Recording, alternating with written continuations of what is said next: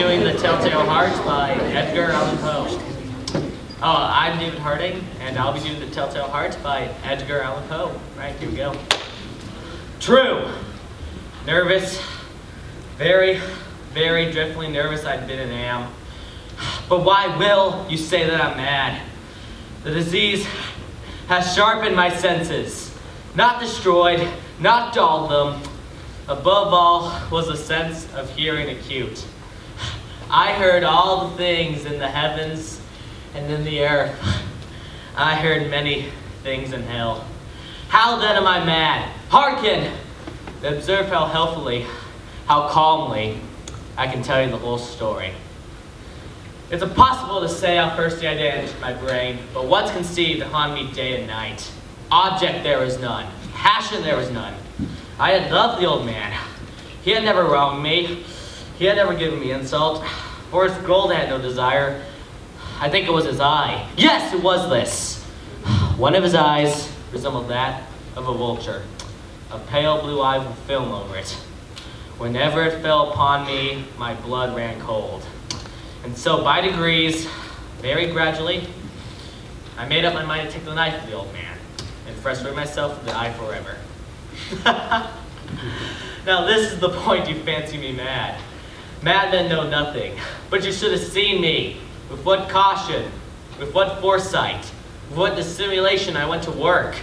I was never kinder to the old man during the whole week before I killed him. And every night, just at midnight, I turned the latch of his door oh so gently. And when I made an opening sufficient enough for my head, I put in the dark lantern all closed so that no light shone out. And then I thrust in my head. Oh, you would have laughed to see how cunningly I thrust it in. I moved slowly, very slowly, so not to disturb the old man's sleep. It took me a whole hour to place my head within the opening so I could see the old man as he lay upon his bed. Ha! Would a madman been so wise as this? And then I undid the lantern cautiously. Oh, so cautiously. Cautiously, for the hinges creaked, until a single finway shot out and fell upon the vulture eye. And this I did for 7 long nights. Every night just at midnight. But I found the eye always closed, and so I couldn't do the deed. For it wasn't the old man who vexed me, but his evil eye. And every morning when the day broke, I went into his chamber and spoke courageously to him, calling him out by name in hearty tone and inquiring how he passed the night.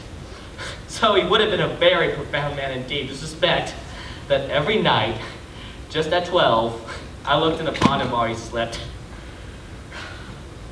Upon the 8th night, I was more than usually cautious and opened the door.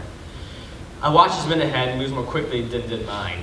Never before did I feel the extent of my own powers, of my sagacity. To think there I was, opening the door, little by little, and he not even to dream my secret thoughts or deeds. I fairly chuckled at the idea, and perhaps he heard me, for he moved suddenly on the bed as if startled. Now you may think that I drew back, but no. For the room was as black as pitch with a thick darkness, for the shutters were closed fastened due to the fear of robbers. And so I knew he couldn't see the opening of the door. So I kept pushing it on, steadily, steadily. I had my head in, and was about to undo the lantern, when my thumb slipped upon the tin fastening. The old man sprang up in bed, crying out, "Who's there?" I kept quite still, and said nothing. For the whole hour, I did not move a muscle. And in the meantime, I didn't hear him lie down. He was sitting up in bed, listening, just as I've done night after night, hearkening to the death watches in the wall. See.